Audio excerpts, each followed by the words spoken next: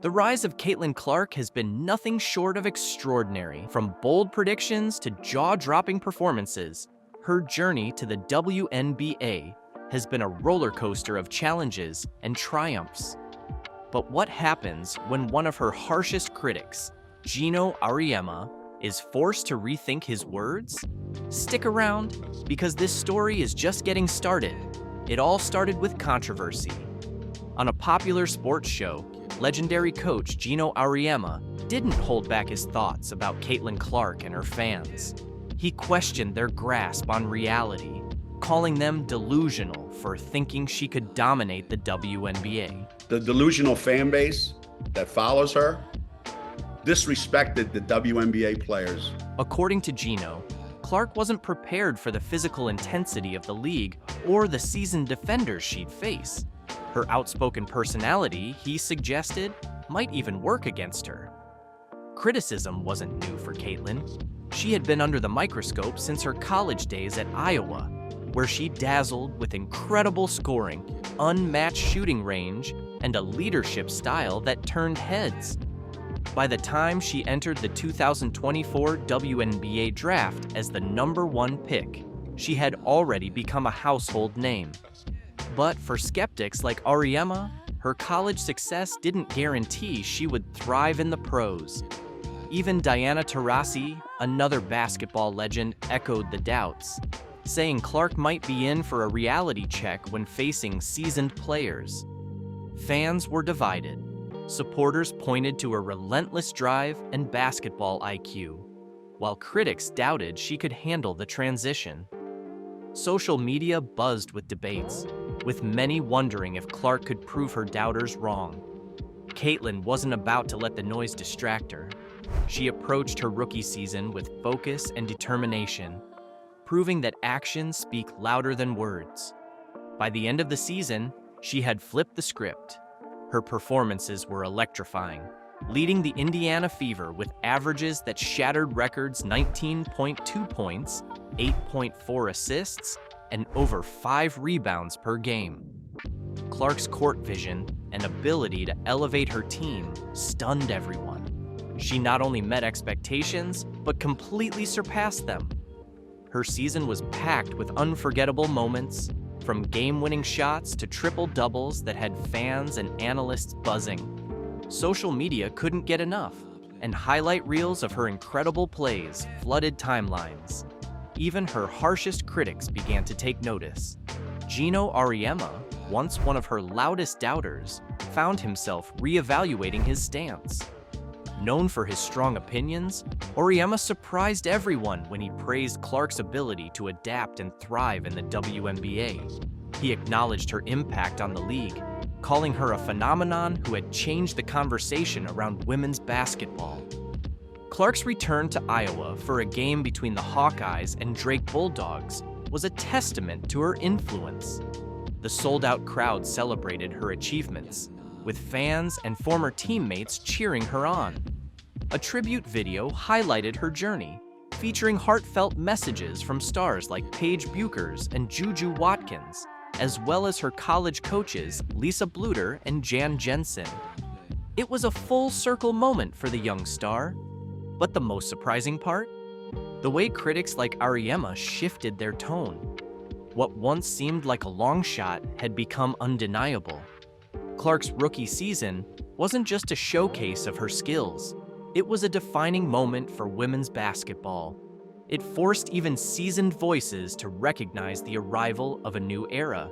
Caitlin's story is far from over. As she gears up for the next season, the pressure is on to build on her incredible debut. But if her journey so far has taught us anything, it's that she thrives under pressure. Her impact goes beyond statistics, drawing new fans to the game and inspiring the next generation of players. What do you think about Caitlin Clark's rise to stardom? Did Gino Auriemma's change of heart surprise you? Caitlin Clark recently shared some footage of her training in Europe, and it's everything we've been looking for. This serves as the ultimate evidence of how a truly respectable league treats its star players. No matter how the cachet of the WNBA elevates, remember, could have been even better. You messed it up. You messed it up. You can truly see the joy on Clark's face. She looks free, incredibly happy, and completely unbothered. Those days of putting up with cheap shots, dirty hits, and all that nonsense are behind her. There's no one poking her in the eye or hip-checking her into the stands. So now give me the reasons why. She's gone. And here's the best part. There's no racial tension or scheming against the league's top talent in Europe. The players focus on their game, and Clark can finally concentrate on what she does best, dominating on the court. The contrast is clear, and it's no surprise she's thriving in a league that truly knows how to honor greatness. I have honestly never seen a company fumble the bag so hard like the WNBA fumbled Caitlin Clark. She's playing as if she's finally free from all the nonsense, free from cheap shots, and definitely free from the relentless negativity she faced in the WNBA. It feels like a completely new Caitlin Clark, and she's clearly enjoying every moment. She's smiling, sinking threes like they're layups, and making no-look passes as if it's just another day in the park. I think it's a good number. Threes were a little bit, I wouldn't say lower. I'll still take 63, but I want to be more so around 70 if I can. Yeah. 81 mid-range is really, really good. There's no fear, no hesitation, and no worrying about getting smacked in the face or having someone try to take her out. In Europe, they truly appreciate talent. They love and celebrate her. She's not dodging elbows or dealing with dirty looks anymore. Finally, she's being treated like the superstar she is. It's as if she's escaped a nightmare and landed in a place where basketball is celebrated. And it sucks that so much of it was riddled with so much drama and so much negativity and so many mishaps. You know who's really losing it? The WNBA. That's right. The league that thought they could just sit back and let Caitlin Clark get poked in the eye, body checked and disrespected day after day. Now they're complaining about losing their star, but let's be honest, it's their own fault. They made it unbearable for her. How many times did we watch Clark take a cheap shot while the referees stood by without taking action? And what did the WNBA do about it? Nothing. They allowed it to happen repeatedly. Like we talked about in our locker room after the game ended, where obviously people were pretty disappointed in the outcome. Here's the thing. In Europe, they don't have that kind of drama. No Chennedy Carter blindsiding her, no Dejonai Carrington going for her eye. No one is trying to take her down just because she's different. She's not facing players who resent her simply because she's a straight white girl excelling in their league. Over there, it's all about basketball. It's pure, it's clean, and it's a genuine league that respects the game, honors talent, and of course, treats Clark like the superstar she is. Global platform now that Caitlin will have coming into the professional ranks, so it's really a great time to be in basketball. Caitlin Clark is clearly a catalyst for a business that was, and let's be honest, Caitlin to some degree financially saved the WNBA. It was hemorrhaging money for years. Build, you have to scale, and ultimately expansion had always been on my list. But we didn't want to rush into it because we wanted new owners, like new ownership groups. Anyone who knows sports here knows, like, it's a slog to be a sports owner. What would you do to stop your most valuable asset from jumping ship to a competitor? Well, the WNBA just showed the world its answer to that question. Just hours ago, Caitlin Clark, a name now synonymous with basketball excellence, made waves around the globe.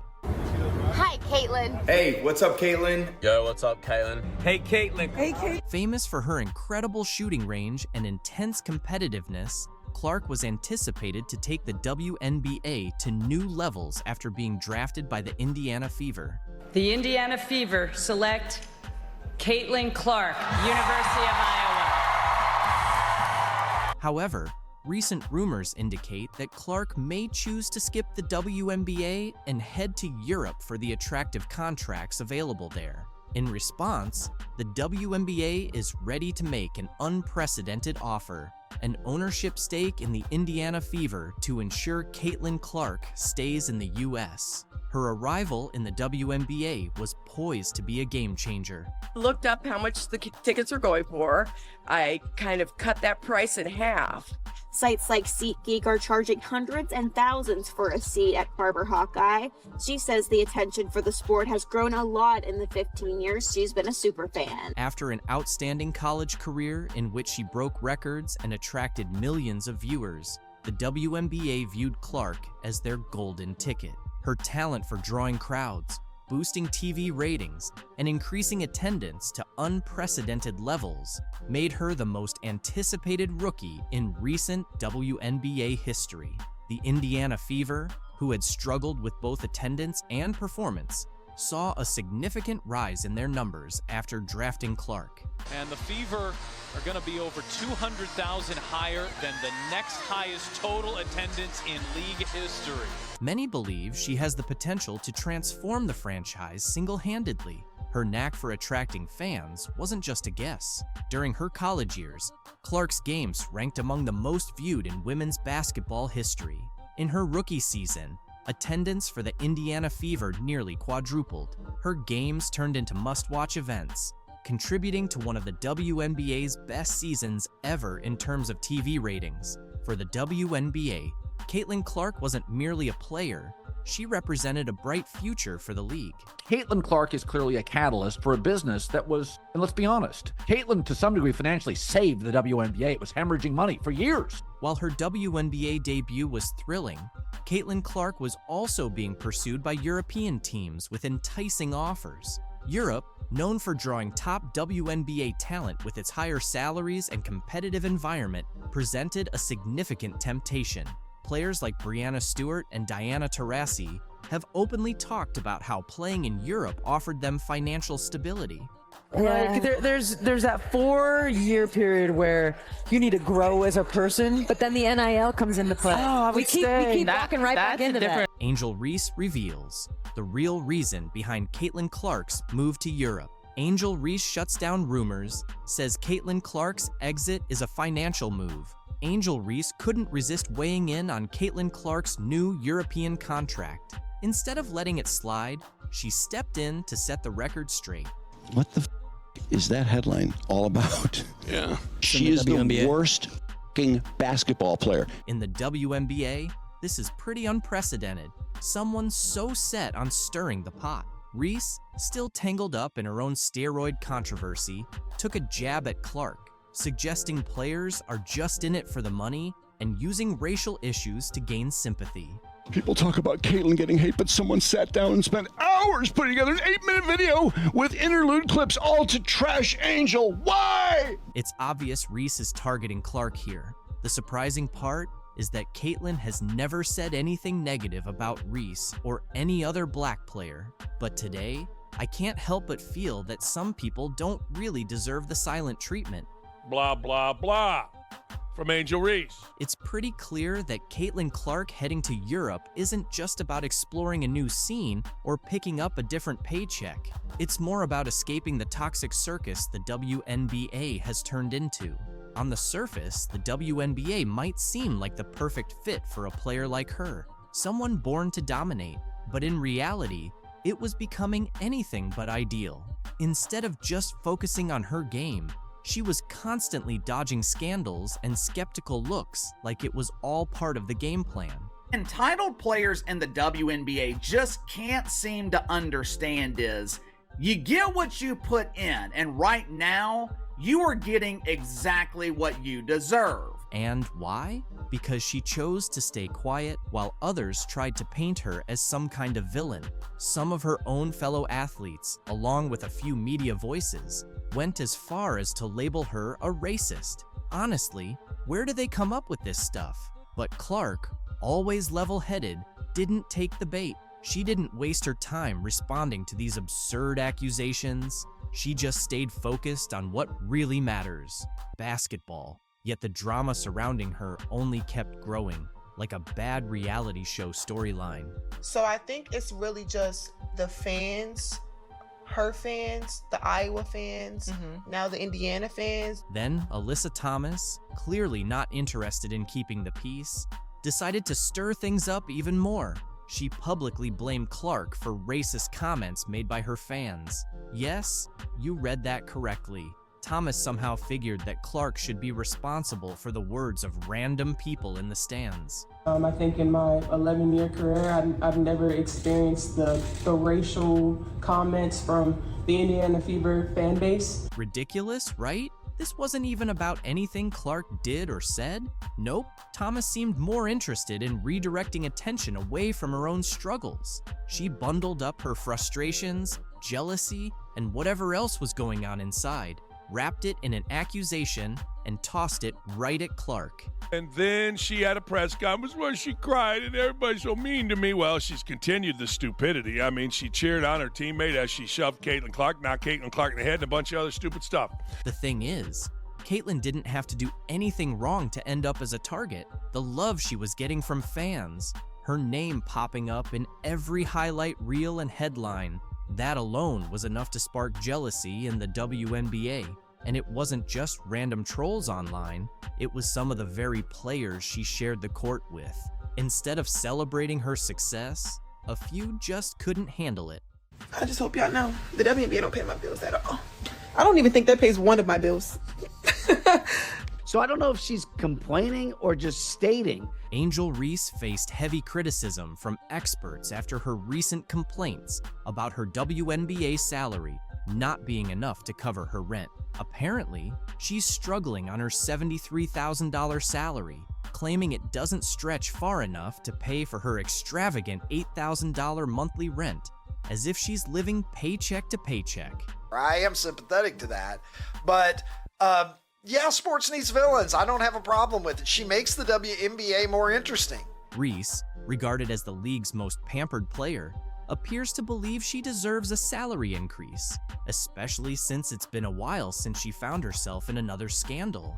And now, it looks like we're back to the same situation again. Number one complaint this offseason in the WNBA would be the incessant whining about their minimum wage salaries. I mean, who could have possibly... What exactly are you asking for more money for, Angel?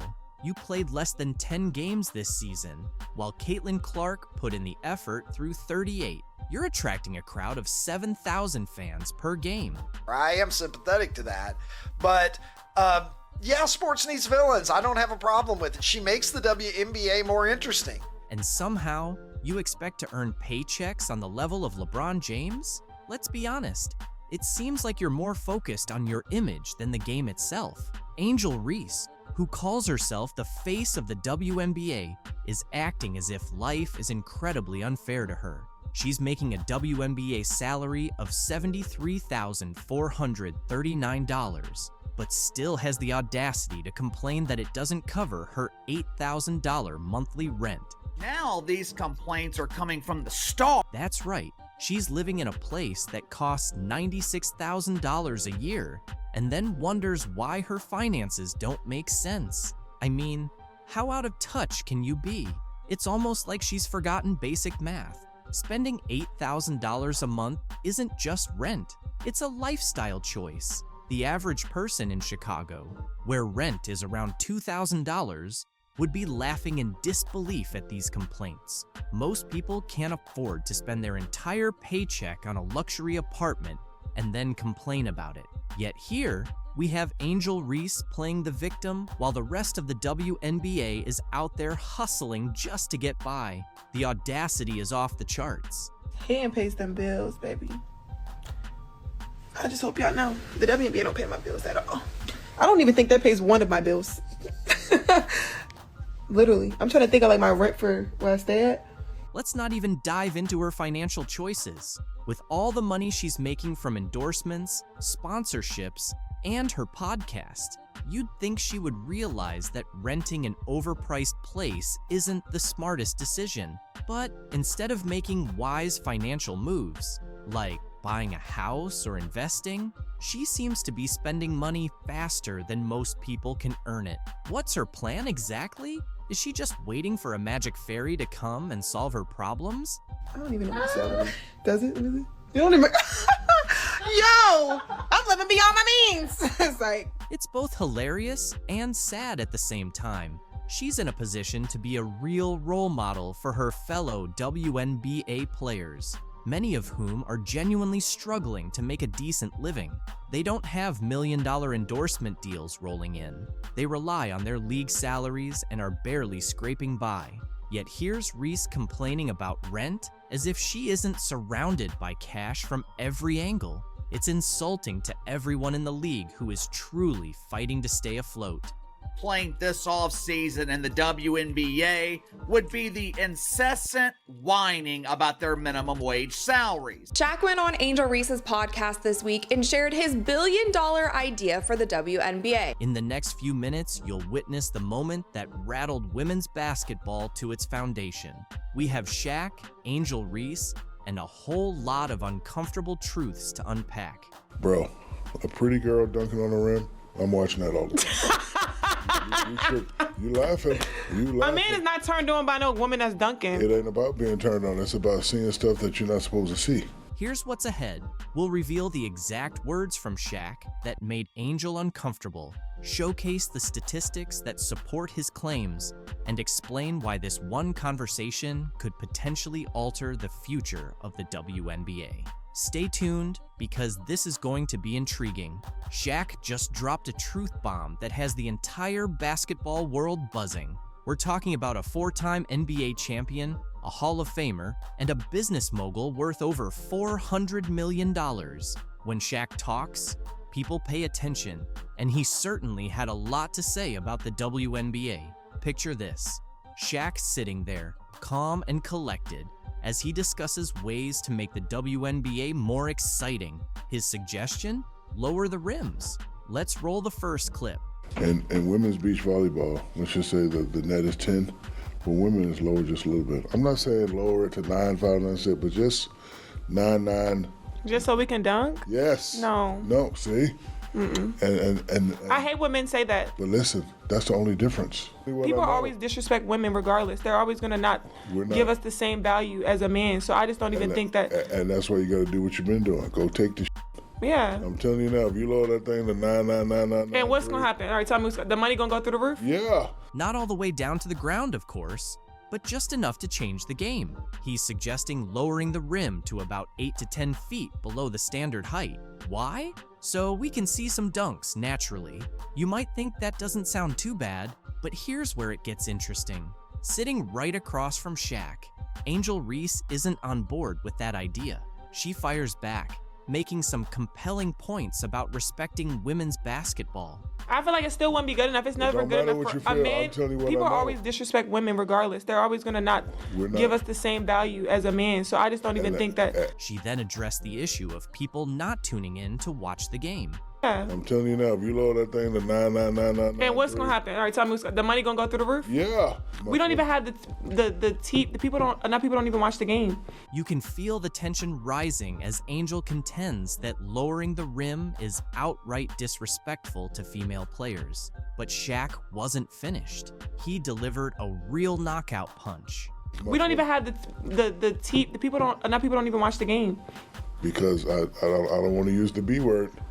Unless it's certain people playing. It's like you're watching like a high school game. He looked Angel in the eye and compared the WNBA to high school basketball. Yes, you heard that correctly. Shaq stated, and I quote, "It's like you're watching a high school game." Can you imagine the collective gasp from WNBA players everywhere? Let's break this down for a moment. Shaq, one of the most dominant players in NBA history, just suggested that the highest level of women's professional basketball is comparable to high school boys' games. That's not merely a critique. It's a full-blown slam dunk of criticism. Shaq, he was trying to teach Angel Reese how to make the WNBA more entertaining. So people might actually watch the product. And Shaq is qualified to do so. During his NBA career, the dude was a brilliant marketer. He knew how to be entertaining while also being dominant on the court. There was a reason that every member of the media was waiting by Shaq's locker after games. They knew he would deliver the best sound bites. They knew he would give the most entertaining interview. You might be curious about how this will unfold. On one side, there are people agreeing with Shaq, believing he's just voicing what many have been thinking.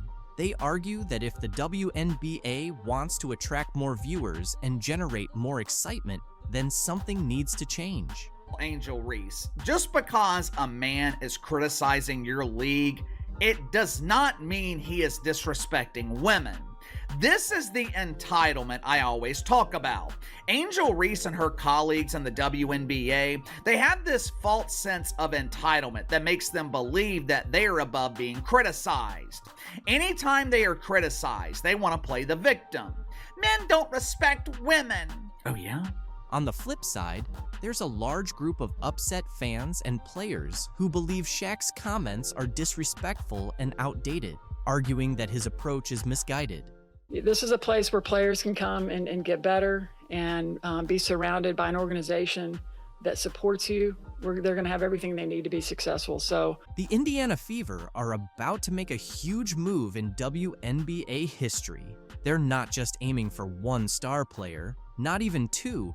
They're targeting 10 game-changing free agents who could make them serious title contenders. You might be wondering, how can they afford all that talent? Well, that's where you're mistaken. The Fever have a secret weapon, Kelly Krauskopf.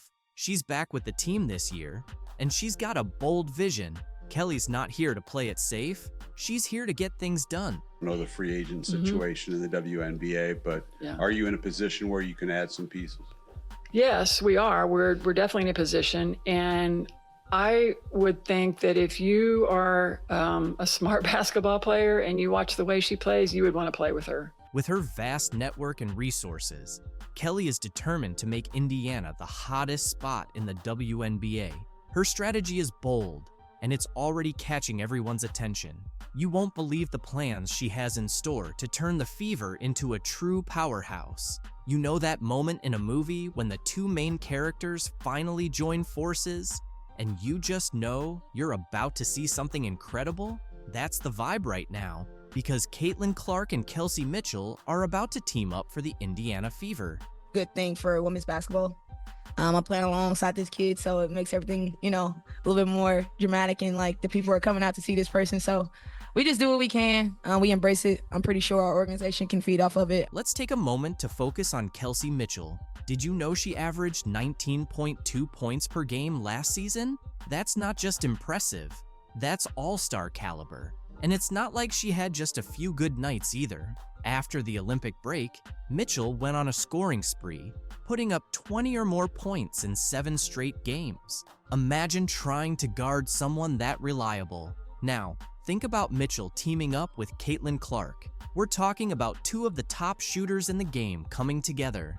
How are defenses supposed to handle that? Clark's college numbers are through the roof, and her knack for setting up her teammates is incredible. With Clark's playmaking skills and Mitchell's scoring, this could be the most exciting backcourt the WNBA has ever seen.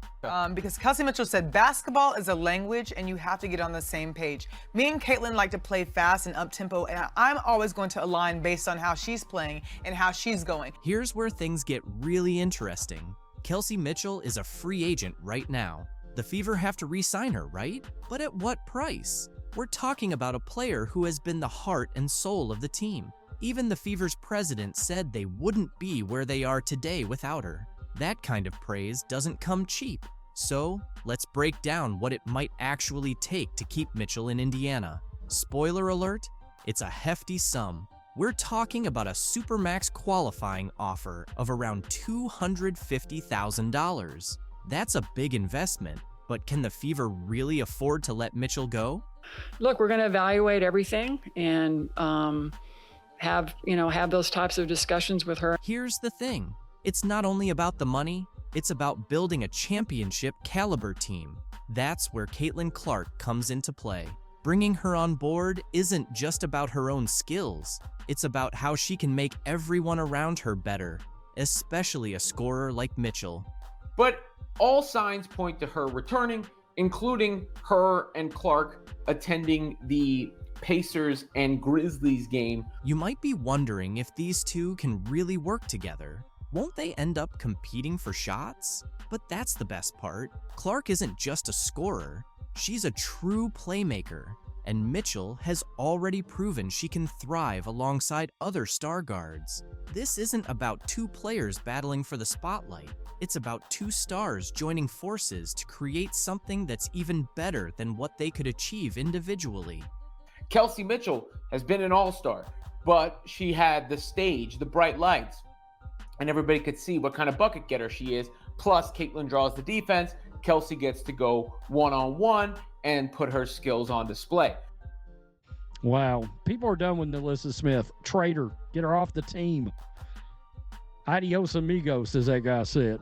NaLyssa Smith, the star of the Indiana Fever, might actually be at the heart of the team's struggles. Hard to believe, right? You're probably thinking, wait, isn't she one of their top players? Well, get ready because we're about to dig into what's really happening with the Fever. So, what's going on with NaLyssa Smith? And why is her future with the team suddenly uncertain? We're about to dive into all the details causing a stir in the Fever's locker room. But here's the twist. It's not what you'd expect. The reasons behind this surprising situation are going to catch you off guard. You know, I believe truly in my heart that connected teams are winning teams. And so people who fit, players who fit the culture of the Indiana Fever and where we are and where we're moving towards. You know something's up when a new coach starts emphasizing culture and everyone embracing their roles, right? Well, that's exactly what happened when Stephanie White took over at the Indiana Fever. Let's go back to her first press conference. It was all smiles and big ambitions, but something didn't quite add up. White kept going on about building around a core group of three, and it felt a bit off. Caitlin Clark, a generational player in Aaliyah Boston, certainly when you think about back-to-back Rookie of the Years and what each of those players have done up until this point for their universities, in the game of basketball, for the women's basketball culture and community. It's unprecedented. And to be able to work with those guys and Kelsey Mitchell, who I think has weathered the storm of Indiana Fever basketball, and I felt like had the best year of her career, this year. And really, when you think about teams, you think about a core three, right? You think about a big three, and to be able to work with that big three. But wait a minute. Where does NaLyssa Smith fit into all of this? You'd expect a former number 2 overall pick to be front and center, right? But no, Smith's name didn't even come up. You might be thinking, maybe she just forgot to mention Smith. But let's be real, this is a player who was supposed to be the future of the franchise. We want players that will fit in seamlessly with our core three, which includes Kelsey Mitchell. We want players to fit in seamlessly with the core three. We want players that will play a role and will embrace their role. And we want players that will fit in with the culture and the team. The new coach kept emphasizing words like unity and commitment. Pretty subtle, right? It felt like she was sending a message without saying it outright. But White didn't stop there. She kept talking about what she wants in a player. She made a point of saying that success isn't just about individual talent. It's about a team's willingness to go to battle together every single day. Is it just me? Or does that sound like she's taking a direct shot at someone? Because every single thing that she described wanting to build around Kelsey Mitchell, Caitlin Clark, and Aaliyah Boston is the opposite of what NaLyssa Smith is. It gets even more interesting. White started outlining what she wants in her ideal player, and it was almost as if she was reading off an anti-NaLyssa checklist. She mentioned wanting players who can embrace their roles and fit in seamlessly with the core three. Ouch, that's got to sting if you're Smith, right? Well, it's becoming pretty clear that White's vision for the Fever's future doesn't seem to include Smith. She's focused on building a team of players who are fully committed to each other and the franchise's long-term goals. And let's be honest, with all the drama surrounding Smith lately, it's tough to see how she fits into that picture. To another level. You've got incredibly talented players right here in Caitlin and Aaliyah and Lexi, a team that was incredibly fun to watch, very tough to game plan against. So I'm glad I'm gonna get to work with you guys, work with you ladies, instead of having to think about how to stop you. A surprising figure has come forward to support Caitlin Clark. While she's been celebrated by many NBA greats, the response from the WNBA community has been mixed, often marked by envy instead of respect. It's an unusual dynamic that brings attention to the difference in how men's and women's basketball players view Clark's impressive rise. On the men's side, one of the first to openly back her was none other than Stephen Curry. You can't help but watch when she plays, where she's shooting from, the range, the confidence, the flair, like she's a performer. Curry, whose long-range shooting has transformed the NBA, sees a lot of his own style in Clark's game.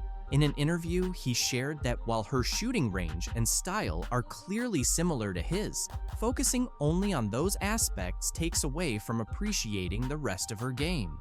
I saw somebody break down the release time, which is pretty much identical to mine. Curry was quick to note that although Clark's shooting grabs the spotlight, her full skill set is what truly stands out. Her court vision, passing, and ability to consistently fill up the stat sheet show she's a well-rounded player.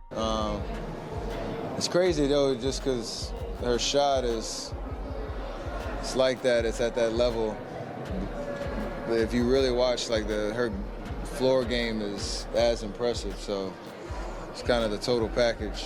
He described her shooting ability as her superpower, but emphasized that it's her entire skill set that truly sets her apart. LeBron James, another NBA icon, shared a similar sentiment, voicing his admiration for everything Clark has achieved on the court. Caitlin Clark is the reason why a lot of great things is going to happen for the WNBA.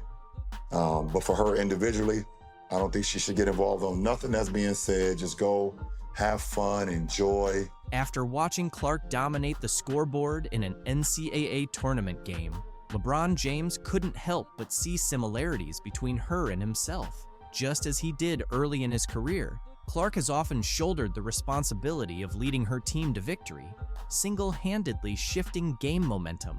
In his words, Caitlin Clark is the kind of player who can take over a game, lifting her teammates while still excelling on her own.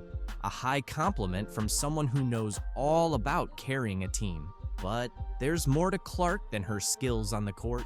Being from Indiana, specifically the Indianapolis area, her rise naturally draws comparisons to one of basketball's all-time legends, Larry Bird.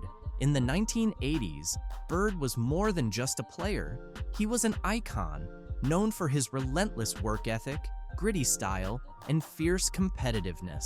So it's no surprise that as Clark kept breaking records, comparisons to Bird's Indiana-rooted style of basketball brilliance began to emerge. And it wasn't just the hometown connection drawing attention.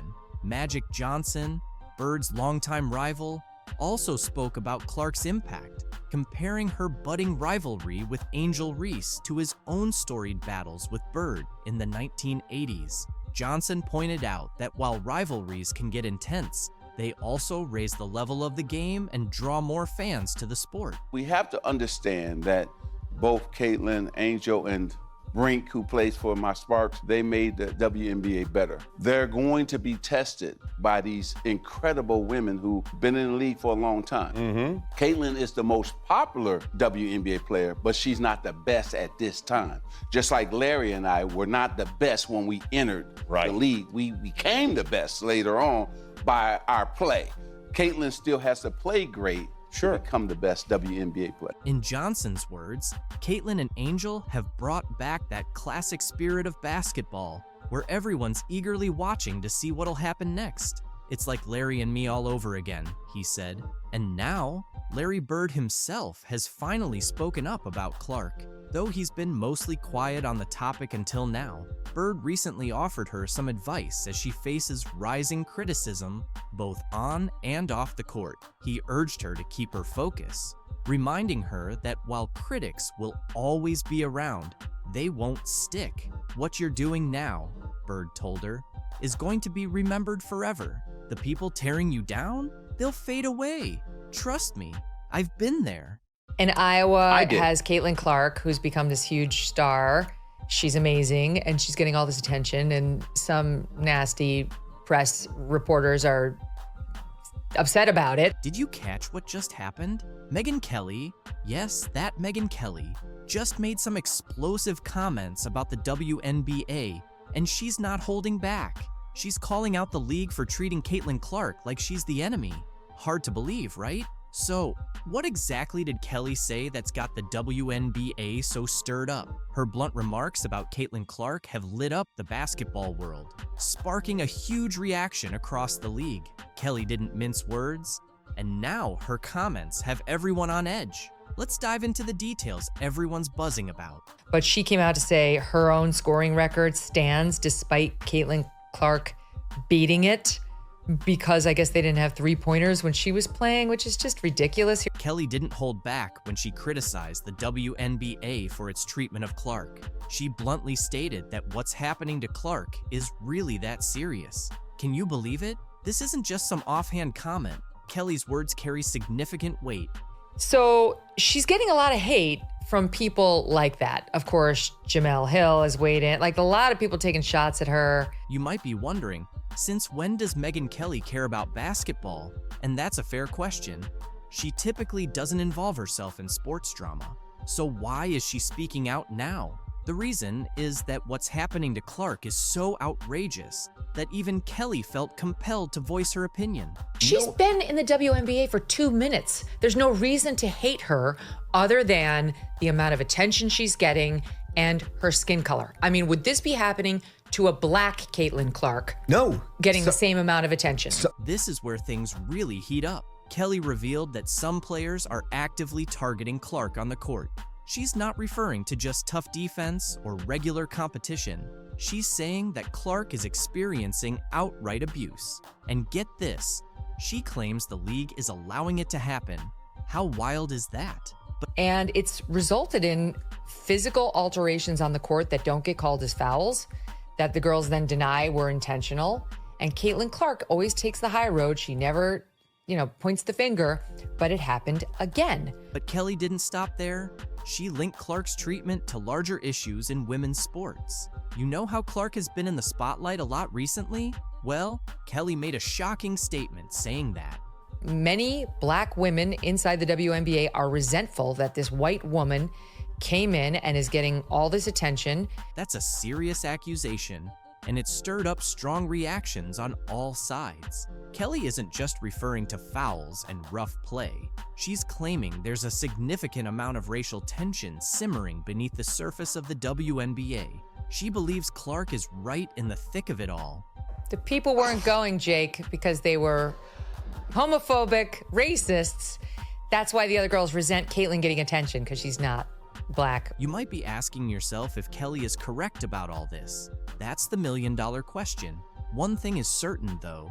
Her comments are prompting everyone to seriously examine what's really happening in the league. Kelly believes that Clark is turning the sport into something mainstream.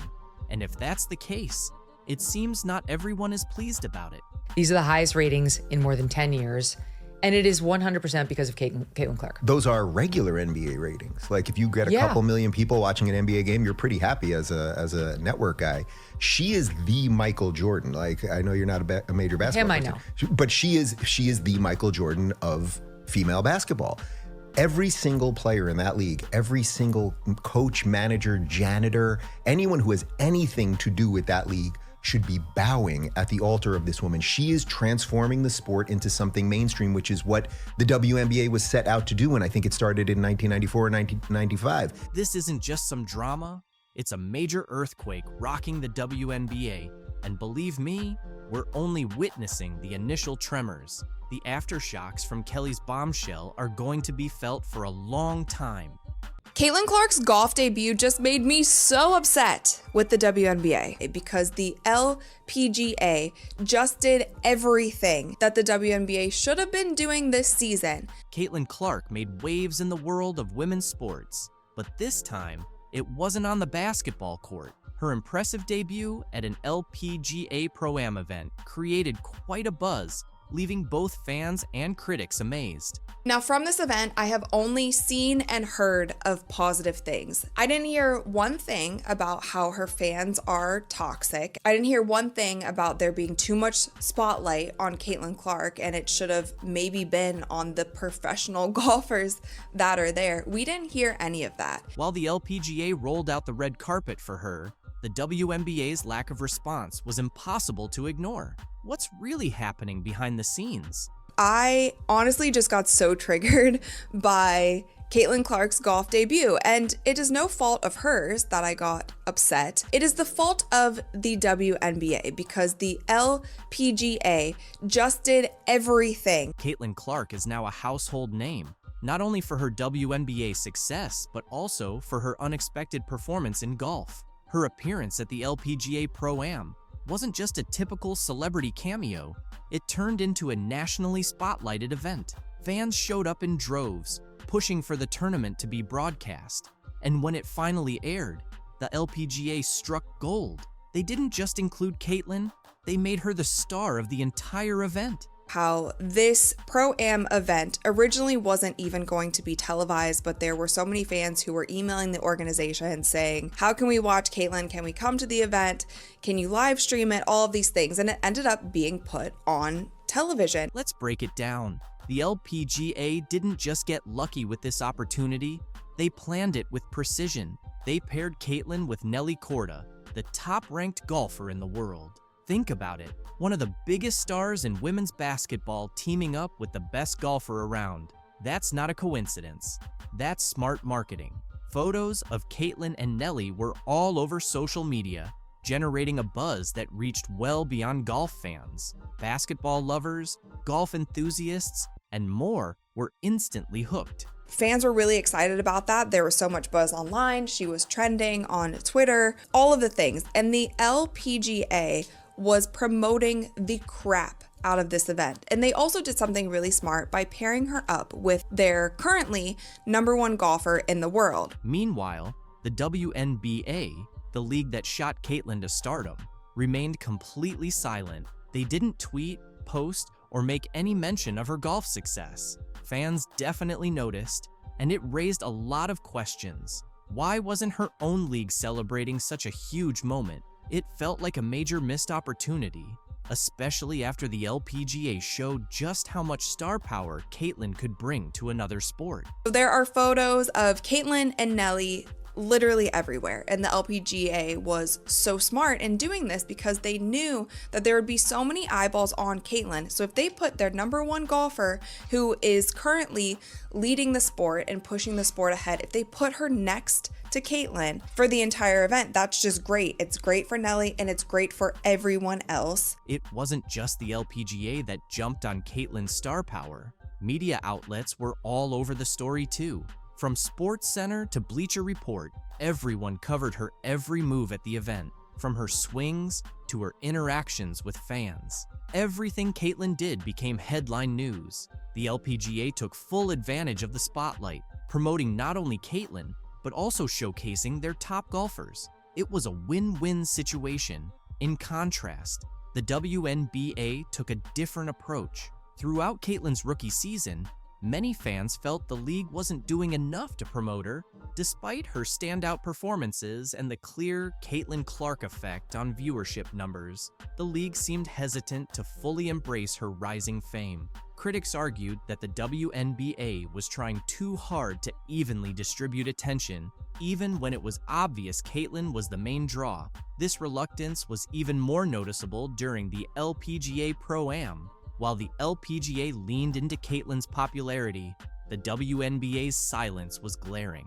Fans didn't hold back, taking to social media to share their frustrations. Many pointed out that this was exactly what they'd been saying all season.